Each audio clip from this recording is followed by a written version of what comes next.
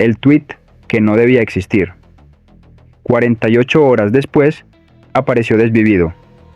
Imagina esto con calma. Un ingeniero brillante. Una mente matemática, lógica, entrenada para detectar fallos donde otros no los ven. Una pieza clave del mundo cripto, acostumbrada a pensar en términos de sistemas, incentivos y estructuras ocultas. Una noche cualquiera, decide escribir. No sobre precios, no sobre tecnología, no sobre mercados. Habla de algo mucho más oscuro, nombra agencias, nombra redes, nombra un sistema que, según él, jamás debía ser expuesto a la luz pública. Y luego, silencio. No un silencio gradual, no una retirada elegante, silencio absoluto. 2 días después, su cuerpo aparece en el agua. Desvivido. Quédate, porque esta historia no encaja. Y cuanto más avanzamos, más incómoda se vuelve, más preguntas abre, más grietas deja al descubierto. Ese mensaje que nadie pudo borrar. Vivimos en un ecosistema saturado de ruido. Tweets, hilos, opiniones, escándalos que duran horas y se olvidan al día siguiente. Pero de vez en cuando aparece un mensaje distinto. Uno que no busca likes, uno que no sigue tendencias, uno que incomoda. Eso fue exactamente lo que ocurrió cuando Nikolai Mushegian, ingeniero de software y una de las mentes más respetadas del ecosistema cripto, publicó una serie de tweets que atravesaron la pantalla como una alarma. No fue una indirecta, no fue ironía, no fue un delirio abstracto redactado en clave. Fue directo, frío, casi clínico. Afirmó que la CIA y el Mossad operaban una red de pederastia y extorsión a gran escala. Un sistema de chantaje diseñado para controlar, silenciar y destruir. Pero lo verdaderamente perturbador vino después. Aseguró que su expareja era una espía, que estaba involucrada activamente en ese entramado, y que ya estaban preparando pruebas falsas para incriminarlo. No hablo en futuro hipotético, hablo en presente, como alguien que ya vio el mecanismo en marcha. Su cierre fue brutal, sin metáforas ni adornos. Me van a desvivir. No era un influencer buscando atención, no era un personaje mediático en busca de notoriedad. Era un perfil técnico, reservado, conocido por su precisión intelectual y por no hablar sin fundamento. Lo que te prometo en este relato, aquí no vamos a darte una verdad cerrada. No vamos a decirte qué pensar, vamos a ordenar hechos, contextos, silencios. Porque a veces lo más importante no es lo que se afirma en voz alta, sino porque ciertas historias se apagan tan rápido, porque dejan de investigarse, porque se archivan antes de tiempo, porque esto importa.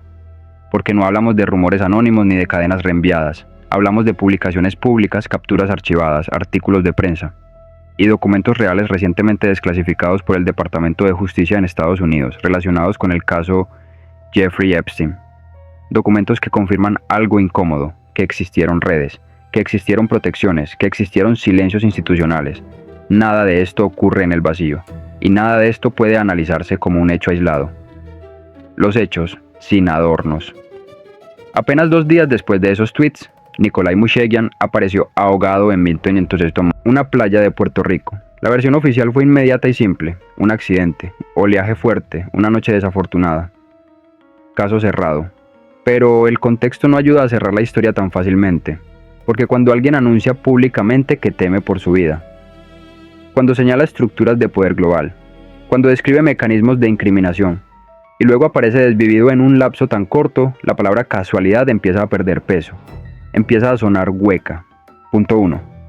El perfil que no encaja con la imprudencia Mushegian no era un improvisado, no era un programador marginal ni una voz perdida dentro del ruido cripto. Era alguien que entendía los sistemas desde dentro, participó en desarrollos clave del ecosistema DeFi, no como espectador, sino como constructor. Trabajó con figuras centrales de Ethereum, personas que no se mueven por intuiciones, sino por pruebas, lógica y arquitectura sólida. Y era conocido por su pensamiento crítico, por hacer preguntas incómodas, por señalar fallos estructurales cuando otros preferían mirar hacia otro lado. Eso le ganó respeto.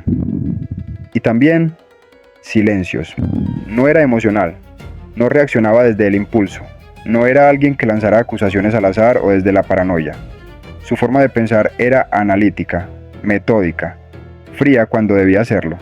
No tenía nada que ganar exponiéndose así. Ni seguidores, ni dinero, ni prestigio. En cambio, tenía demasiado que perder. Reputación, libertad, vida. Eso es lo primero que rompe la narrativa simple. Y es también lo que obliga a mirar este caso con más cuidado del que muchos quisieran. Punto 2. El mensaje era demasiado específico. No habló en abstracto, no usó conceptos vagos ni frases abiertas a interpretación. No se refugió en metáforas cómodas. Nombró agencias, de forma explícita, sin rodeos. Describió métodos, cómo operaban, cómo funcionaban los mecanismos de presión, cómo se construían las trampas. Habló de chantaje, de trampas legales diseñadas con precisión, de fabricación de pruebas como herramienta de control y silenciamiento. No eran ideas sueltas, no eran impresiones emocionales, eran piezas que encajaban entre sí. Ese nivel de detalle no suele aparecer en un colapso improvisado. No nace del pánico momentáneo, no surge de una paranoia sin forma. Por eso, inevitablemente, muchos se hacen la misma pregunta. ¿Un quiebre mental? ¿O alguien que por un instante vio algo que no debía ver y entendió demasiado tarde el precio de haberlo visto? Punto 4. El silencio posterior. Tras su desvivimiento, ocurrió algo igual de inquietante. No hubo una investigación profunda ampliamente difundida. No hubo conferencias extensas. No hubo explicaciones detalladas que despejaran dudas. No hubo seguimiento mediático sostenido. Las notas aparecieron y desaparecieron. El tema dejó de ocupar titulares con una rapidez llamativa. No hubo presión pública prolongada. Ninguna ola de indignación persistente. Ninguna exigencia colectiva de respuestas. El tema se diluyó. Primero lentamente, luego de golpe. Se apagó. Como si alguien hubiera bajado el volumen. Como si el interés se hubiera drenado de forma artificial. Y cuando una historia desaparece tan rápido como apareció, cuando deja más preguntas que respuestas, cuando nadie parece dispuesto a profundizar, suele ser porque incomoda a demasiados actores al mismo tiempo. Punto 5. La pregunta que sigue abierta. Si todo fue un accidente, ¿por qué anunciar el miedo con tanta claridad?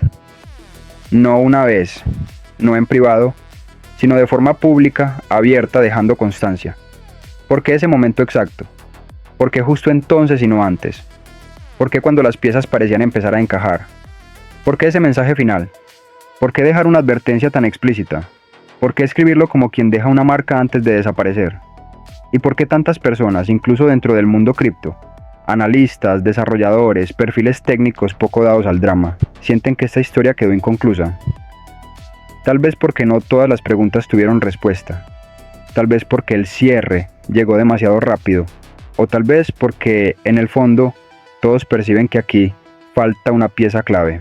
No estamos aquí para dictar sentencias, ni para cerrar el caso apresuradamente, ni para ofrecer un veredicto cómodo.